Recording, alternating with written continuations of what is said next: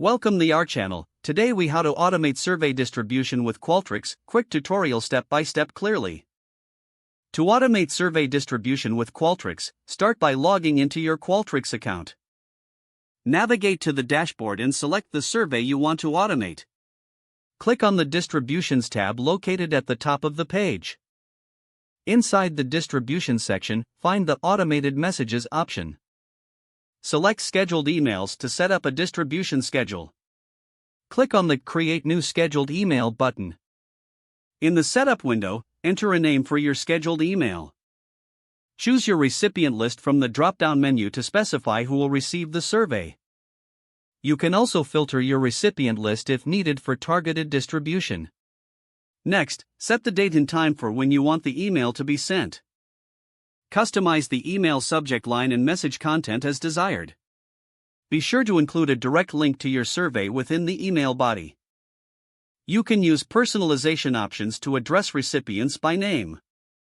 Once everything is set up, review your configurations for accuracy. After confirming the details, click the Save button to schedule your email. If you wish to automate responses collection, go back to the survey dashboard.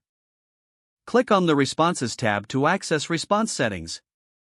Enable the option for automated response collection. Set up notifications to alert you when new responses come in.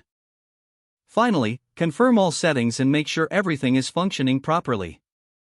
With these steps completed, your survey distribution is now fully automated. If the page does not load, refresh the browser or try again in a private or incognito window. Make sure you are using the correct email address, then retype it carefully to avoid small typos. If your password is not accepted, use the reset option and create a new strong password you can remember. Check your spam folder for verification or security emails, then complete any requested confirmation steps.